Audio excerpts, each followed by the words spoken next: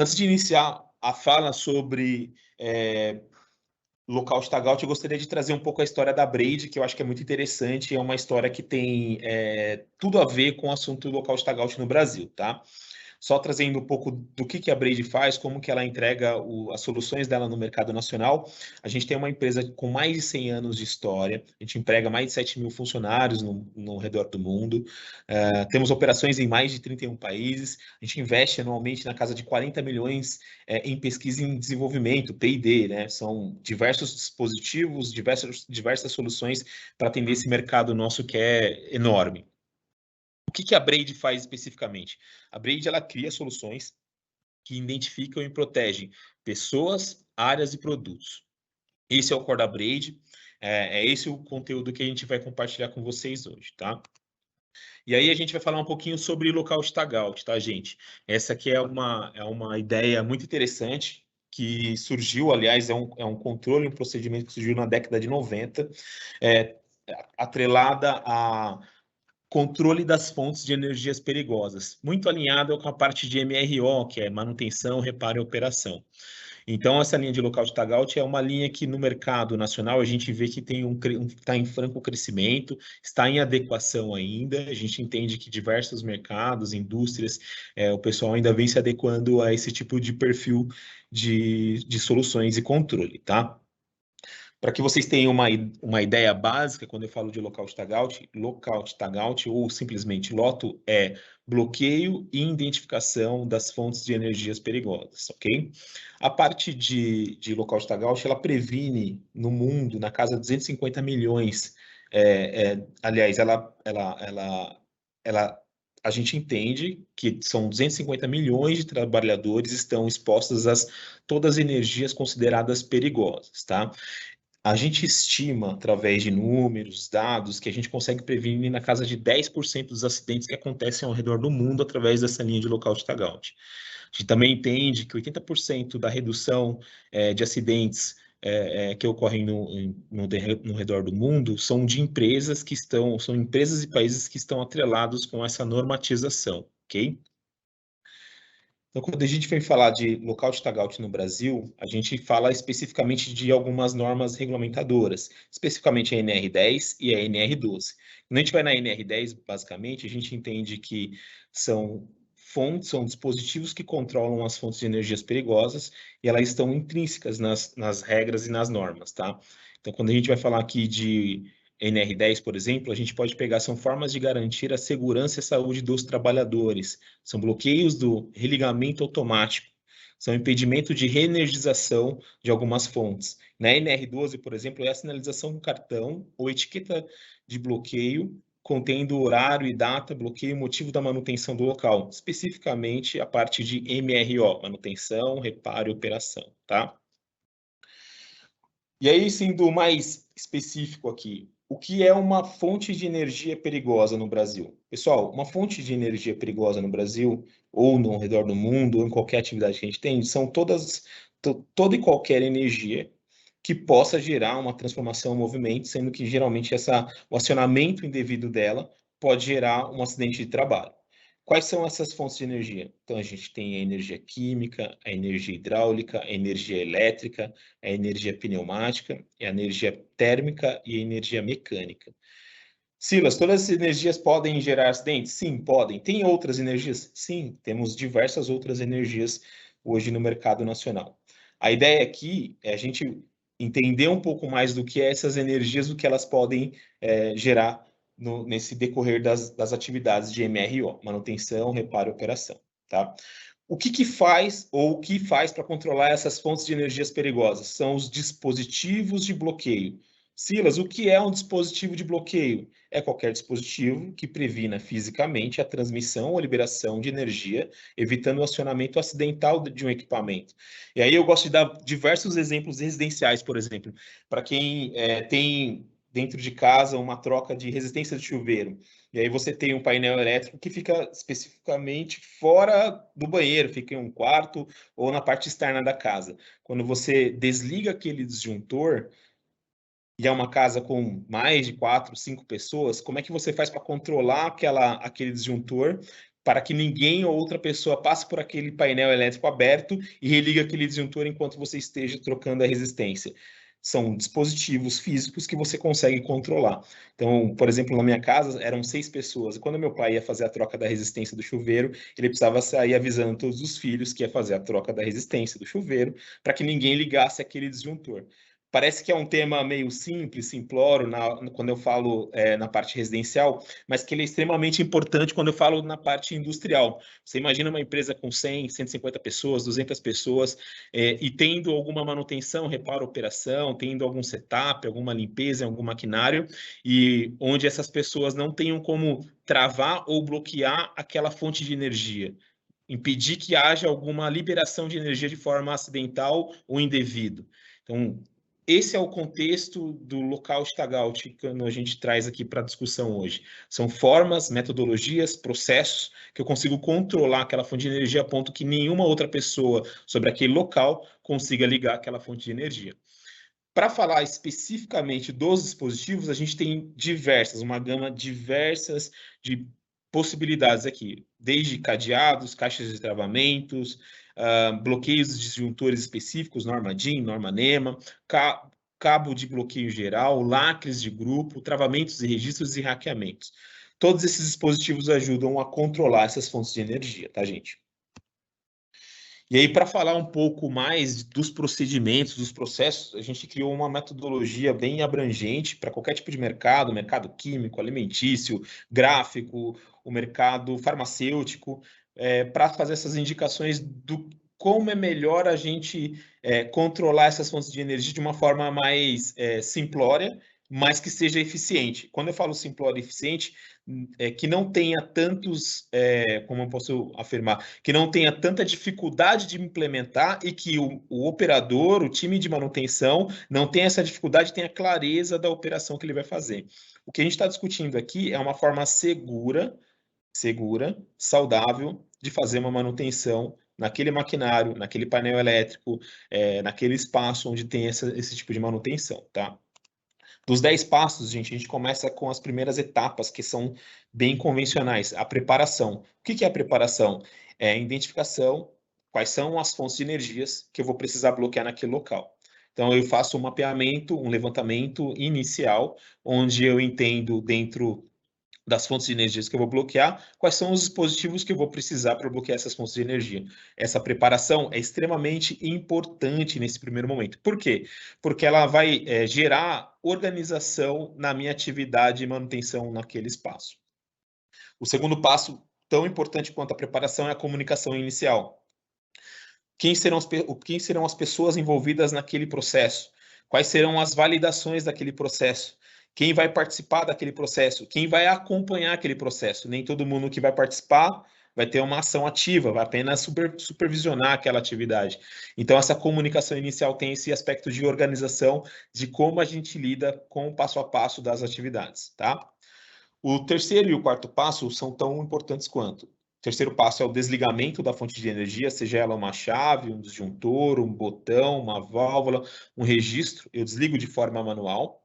O isolamento daquela fonte de energia, que na maioria dos casos existem várias fontes, né? Para tanto, poderá ser necessário desconectar o cabo de força, desligar as chaves gerais, retirar os fusíveis, fechar as válvulas mestras, flangear e as tubulações, tá? O quinto passo é muito atrelado à primeira etapa, à primeira e segunda etapa. Quando eu já fiz o levantamento técnico, quando eu já sei quais são as fontes de energias que eu vou bloquear, quando eu já sei quais são as fontes de energias que eu preciso controlar, eu faço a atividade de bloqueio e identificação. Eu vou para campo com os dispositivos corretos e faço o travamento devido de cada fonte de energia. Tá?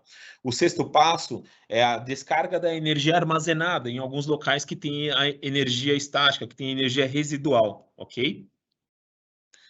O sétimo passo é a verificação do isolamento. Se todos os dispositivos que eu apliquei são específicos para aquelas fontes de energia.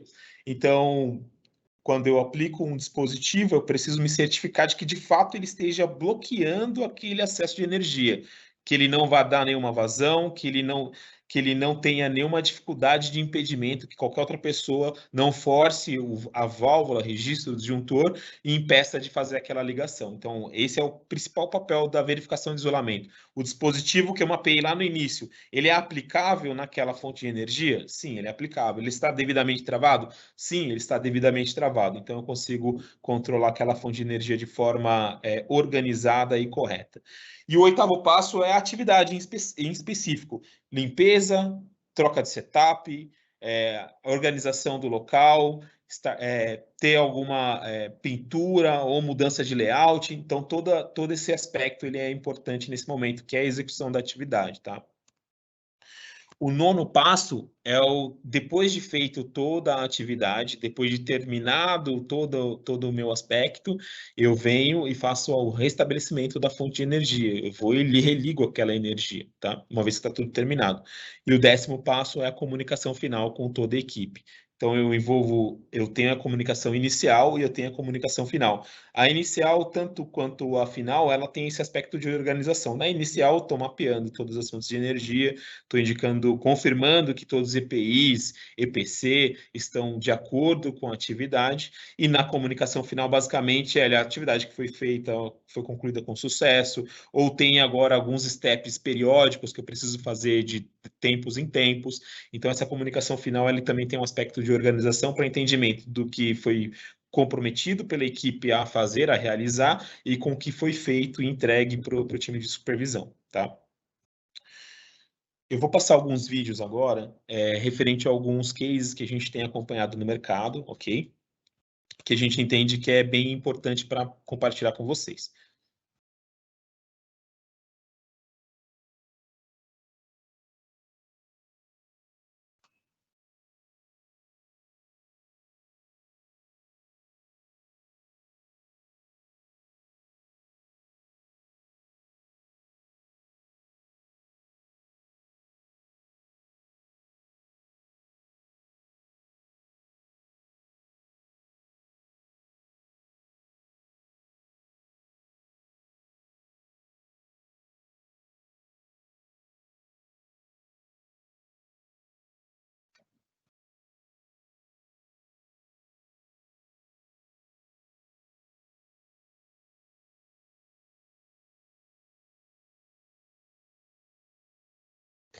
Silas, está sem áudio o vídeo.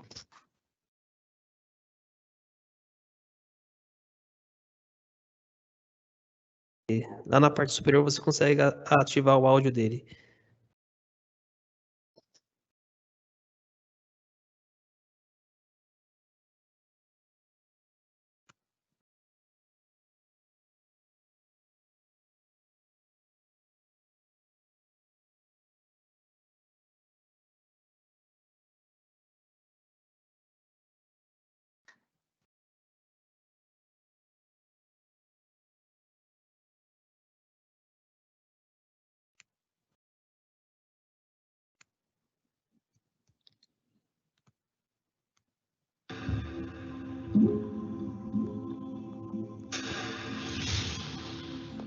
Um pedreiro experiente vítima fazia milhares de blocos de concreto por dia. Os pallets carregados pesavam mais de 800 quilos. Às vezes, ocorria obstrução de blocos no ponto de entrada do elevador de carga. A empresa não tinha um programa de isolamento de energia perigosa por escrito. Também não tinha treinamento de segurança para a tarefa. A vítima simplesmente colocava o disjuntor na posição desligado, mas ele se lembrou disso naquela ocasião. A vítima abriu manualmente uma porta de acesso para a área operacional do elevador. Colocou-se parcialmente embaixo da carga elevada. Um trabalhador desavisado mexeu no disjuntor. Sem aviso, a máquina ligou e o elevador desceu. A vítima morreu na hora. Uma tragédia terrível, mas também evitável.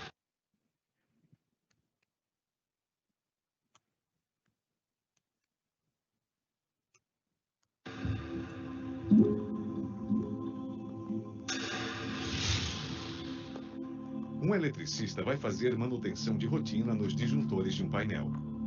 A última tarefa antes de sair de férias com a mulher e os filhos. Ele viu que a fonte de energia principal estava desligada e foi fazer rapidinho, mas não viu que outro trabalhador ia religar a fonte para outra tarefa. E não havia motivo para que não ligasse.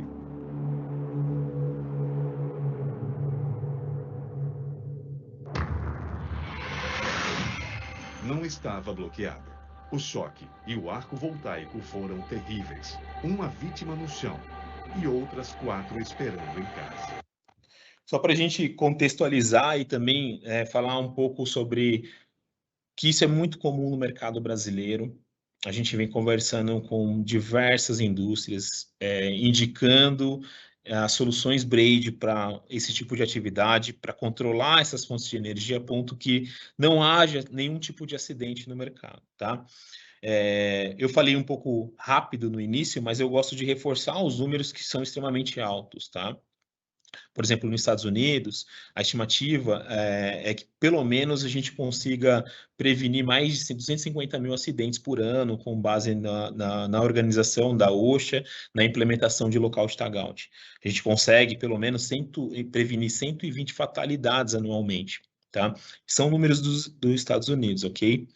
E sobre a linha de local tagout, quando a gente fala de prevenção, e esse é o contexto, esse é o ponto que eu gosto de dedicar tempo com todo o time quando eu converso sobre a prevenção, saúde, segurança da equipe, eu gosto de falar quais são as vantagens da implementação e adequação às normas e implementação de local tagout.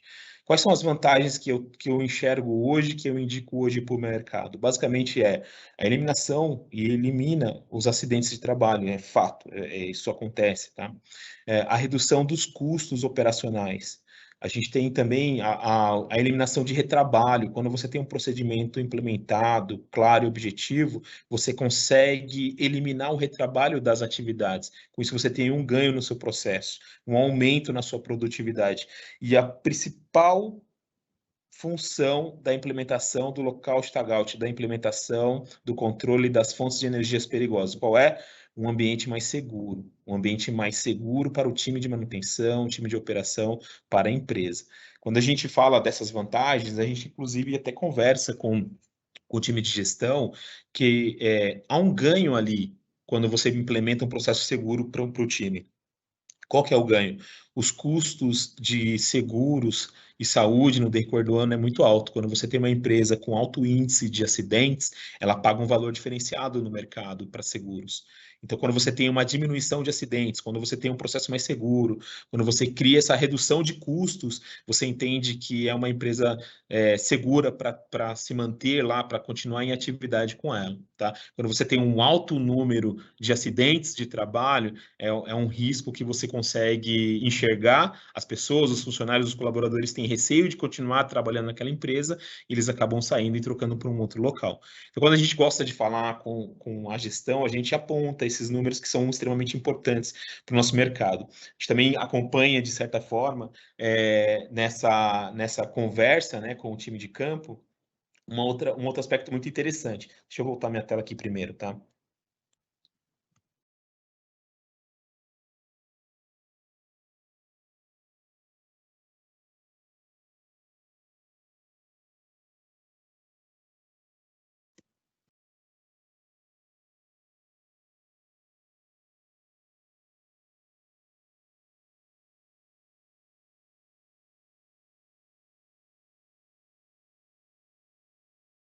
Ô Silas, reforçando a mensagem aí, né, que você vem trazendo com essa apresentação, eu sempre gosto de levar para os nossos parceiros, para os nossos clientes, que normalmente quando a gente trabalha com segurança, a segurança ela é feita dividido em 33%, né, a adequação da máquina, 33% relacionado a treinamentos e 33% relacionado a procedimentos de bloqueios, né, que é o que a gente está conversando aqui hoje. É uma somatória que vai ajudar aí a redução, né, de boa parte dos acidentes, né? Então, esse contexto, essa cultura de segurança, ela tem que ser tem que ser levada a sério, né, pelas empresas. E a gente, como Edge, né, com os parceiros, como a Braid, por exemplo, isso faz parte da nossa rotina, tá levando para os clientes. Então, eu sempre gosto de comentar sobre essa divisão, né? E quando a gente faz essa divisão com eficiência, né, a redução ela é bem vista, né? A gente consegue enxergar muito forte essa redução dentro das empresas. Não, esse é um ponto muito interessante que você comentou. É uma forma que a gente vem encarando o mercado. E eu também gosto de conversar com o mercado nesse sentido, porque algumas empresas entendem que eles querem implementar a linha de local de tagout em alguns setores, não colocam na empresa inteira, porque eles querem passar por alguma validação rápida, não implementam uma categoria de local de tagout, não implementam o procedimento de bloqueio, não é tão claro a atividade no dia a dia e eles deixam passar como uma coisa simples, uma atividade simples do dia a dia. E esse é um ponto assim que a gente realmente reforça. Não adianta fazer uma adequação à linha de local de tagout parcial, não implementando 100% ou não deixando um processo tão claro. É interessantíssimo que você tenha claro quais são as atividades, quais são os dispositivos que eu vou precisar utilizar, por que eu tenho que utilizar, e esse é um ponto primordial na discussão. Eu posso ter o treinamento da linha de local de tagout, do controle das fontes de energia perigosas e não ter os dispositivos? Não, você não pode. É necessário que você tenha os dispositivos. Eu posso ter os dispositivos e não ter o treinamento, ou não fazer a reciclagem com o time? Não, você não pode. Você tem que fazer um passo a passo organizado com toda a equipe, a ponto de que você tenha dispositivo, tenha uma equipe preparada para utilizar o dispositivo e tenha a equipe madura para utilizar o dispositivo. Então, muitos dos casos que a gente acaba acompanhando no mercado são implementações parciais em alguns setores para atender um determinado cliente, o que é uma falha que a gente entende no mercado industrial. Um ponto que a gente vem trabalhando é essa conscientização. Parte da minha atividade, o Renan conhece muito bem, é essa conscientização em cima do mercado de trabalho, do mercado industrial, esses steps de treinamento com o time de manutenção, reparo e operação, e essas indicações das soluções Braid no sentido de dispositivos. Essa é um aspecto que a gente vem atuando de forma contundente, tá? Não, você fica à vontade para passar mais informações também, ok? Não, com certeza. A gente tem que somar informação, né? E assim, aproveitando que a gente está falando bastante de normativa, você mostrou os vídeos, a Braid ela tem soluções fantásticas para essa questão de local de tagout, né? Eu sei que ela tem um leque gigantesco de produtos, né, que podem estar ajudando todo o time técnico, engenharia, produção, a garantir a segurança, né? Você vai comentar um pouco mais sobre elas para a gente? Com certeza, Renan. Acho que é até um gancho interessantíssimo que você puxou agora. A Braid ela tem uma infinidade de dispositivos, como eu mostrei nos primeiros slides. A gente investe anualmente na casa de 40 milhões de dólares em novos dispositivos, novas soluções para o mercado, a fim de deixar o mercado mais seguro, tá? Então, quando eu falo, por exemplo, da categoria de cadeados, não são cadeados convencionais que a gente acaba comprando no mercado, são cadeados específicos da linha de local de tagout. Quais são as diferenças, Silas?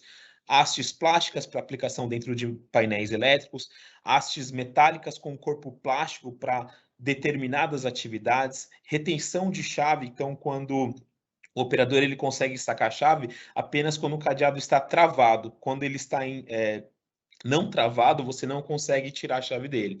Então são diferentes atuações de acordo com aplicações, tá? Na linha de dispositivos de válvulas, nós temos uma infinidade de dispositivos, desde bloqueios universais, bloqueios que têm dimensionais diferentes, até bloqueios ajustáveis para atender infinidades de posições, tá? Na linha de garras, que isso é um ponto que o mercado tem muita dúvida, a indústria tem muita dúvida. Silas, quando eu tenho 3 pessoas em atividade, o que eu devo utilizar? Caixa de travamento, garra, são N atividades que você pode fazer com os multiplicadores. Um case muito simples de implementar hoje no mercado é as garras. As garras têm a possibilidade de você ter 6 pessoas com você fazendo a manutenção em determinados locais, apontando com tag, cadeado e garra quem está participando daquela atividade, tá? São multiplicadores. As caixas de travamento também têm o mesmo aspecto. São metodologias e procedimentos ao qual eu consigo implementar mais pessoas sobre aquele local que podem participar não somente ativamente, mas também visualmente através do cadeado, tag, daquelas atividades. Aqui nas caixas de travamento, a gente pode até compartilhar alguns procedimentos que o mercado hoje implementa, que é o travamento coletivo, onde um responsável com um molho de cadeados, né, com 10 ou 50 cadeados, com uma chave de segredo única. Esse responsável ele faz o travamento de todas as fontes de energia, porém, quem fará as manutenções, quem fará a limpeza, a manutenção, reparo e operação, vai ser na casa de umas 10 pessoas. As outras 10 pessoas poderão participar através desses orifícios, colocando o seu cadeado na lateral da caixa de travamento, tá? Ô Silas, só um Pode falar. comentário, né? Eu não sei se você vai comentar, mas esse cadeado, por exemplo, ele tem uma grande diferença em relação aos cadeados de mercado, né? Que o cadeado de mercado, por exemplo, quando o cara utiliza um cadeado convencional, ele consegue remover a chave com o cadeado aberto. Já o modelo da Braid não permite isso, né? Exatamente para garantir que o cara não deixe o cadeado pendurado aberto, fazendo, digamos assim, uma burla no sistema de lockout tagout, né? A Braid já pensou nisso na hora de desenvolver o cadeado, que é um cadeado de segurança, mas projetado anti-burla, né? Exato, esse é um ponto interessantíssimo. A gente chama isso de retenção da chave. Como que funciona a retenção da chave? Ele só consegue destacar a chave uma vez que o cadeado, não sei se está olhando pela câmera aí, uma vez que o cadeado está travado. Então, quando o cadeado está livre, você não consegue tirar a chave. Essa posição, esse aspecto aqui é a retenção, é a garantia de que o operador, de fato, travou aquela fonte de energia e ele está com a chave no bolso, guardada com ele. Então, é uma forma de garantir que o processo está 100% seguro, tá? Gente, pode ser simples o que eu vou falar agora, simplório, mas que faz muito sentido. Um cadeado de 40, 50 reais salva uma vida. Uma tag de 12 reais salva uma vida. Então, são aspectos que, por mais que você visualmente entenda, olha, isso é simples, dá para romper com um martelo, uma marreta, ou dá para dar um jeito de romper, mas que isso aqui previne um acidente de trabalho. Como eu falei, a metodologia da Braid, no sentido de lockout tagout, implementação no mercado, ela previne anualmente na casa de 120 fatalidades. Então, quando a gente fala dos números, a gente é preciso, está alinhado com a OSHA, por exemplo. A gente falou no início da NR10, da NR12, mas a OSHA, que é a Administração de Segurança e Saúde Ocupacional, que é mundial, que é global e que ela rege para diversas normas de acordo com cada país, ela aponta esses números que são extremamente altos, tá? São 250 mil acidentes por ano, são 60 mil lesões, e ela consegue prevenir através dessa organização na casa de 120 fatalidades, que é como que ela previne a implementação do lockout tagout, tá? Eu vou só fazer um parênteses aqui importante, que eu gosto de conversar com o time de manutenção e time de operação. Segundo a NR10, por exemplo, é necessário que tenha um travamento, um cadeado, certo? E um cartão de identificação para controlar aquela fonte de energia. Silas, eu posso colocar só o cadeado na chave seccionadora, na chave geral, sem colocar o tag? Não, você não pode, está fazendo uma operação parcial, está fazendo um bloqueio indevido. Se eu for fazer só essa atividade aqui, ó, isso aqui é um bloqueio indevido. Qual que é o bloqueio completo, preciso e seguro, Silas? É a implementação de um cartão de identificação. Não sei se vocês estão vendo bem pela câmera, mas é isso aqui, ó.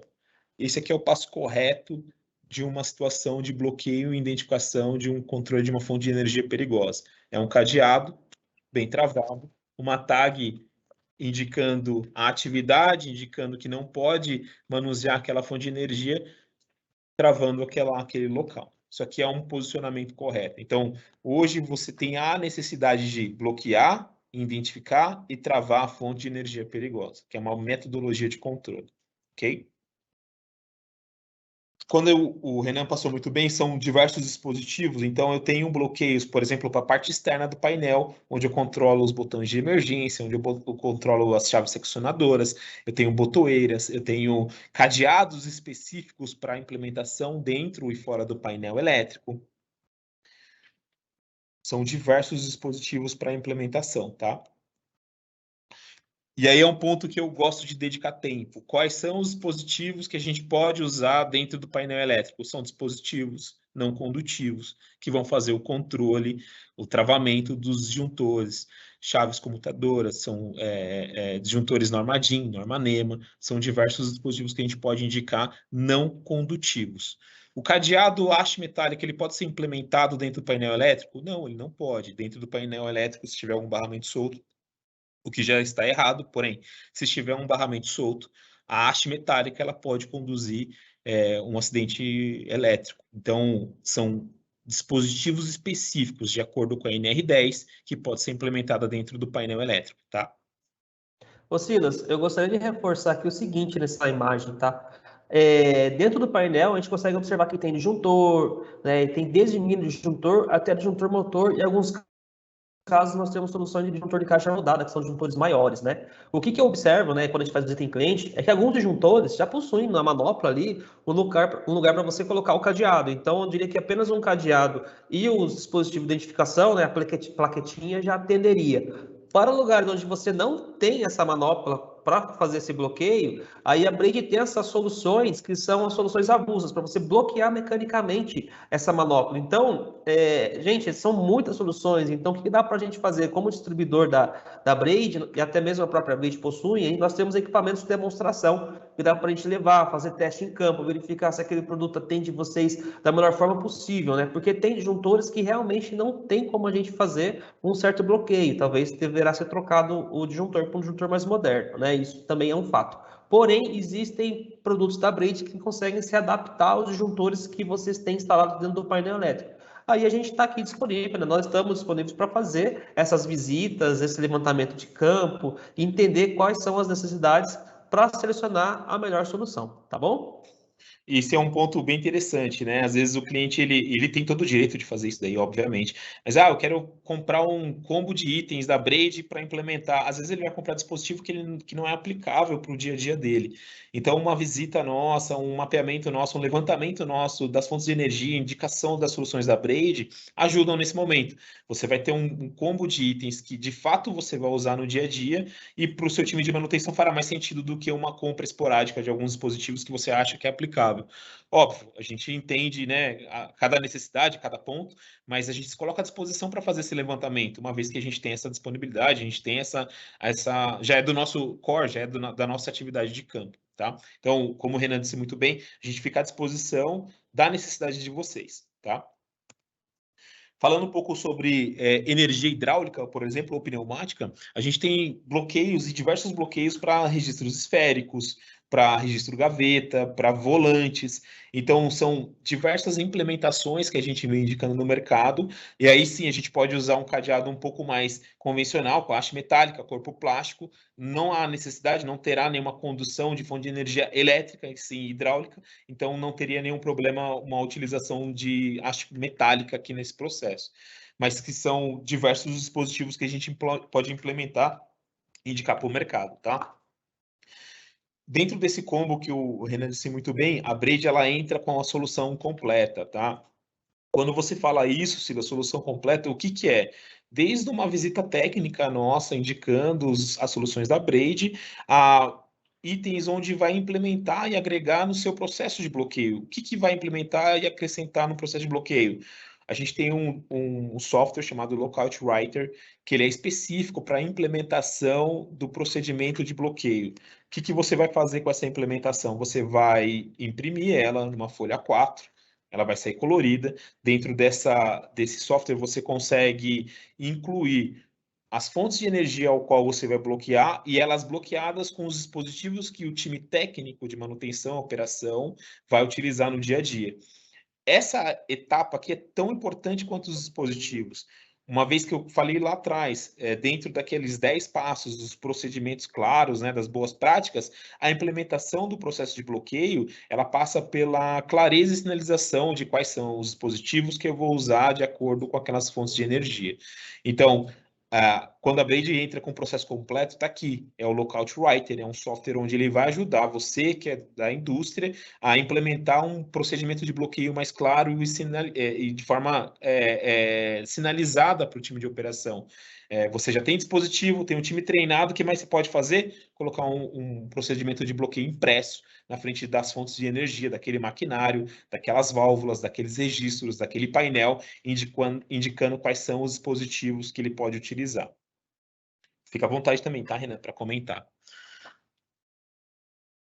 Uma coisa que a gente Não, tem acompanhado. esse, Fica à vontade. não, esse procedimento que você passou, ô Silas, é muito importante porque muitas empresas não têm. A gente visita, às vezes o cara não sabe nem por onde começar, né, o bloqueio. Então, assim, o que que é interessante, eu vou colocar como somatório aqui, é que para você que não sabe por onde começar esse levantamento, a gente pode estar fazendo uma visita também para levantar a parte elétrica, mecânica, pneumática, conversar com as pessoas que estão trabalhando aí no dia a dia, né, fazer esse levantamento dos produtos, gerar uma lista de material para poder indicar vocês o melhor procedimento, né, que não é apenas como você precisa fazer o bloqueio naquele lugar. Né? E com essa documentação, né, vocês conseguem estar preenchendo e gerando aí uma base de dados. Por quê?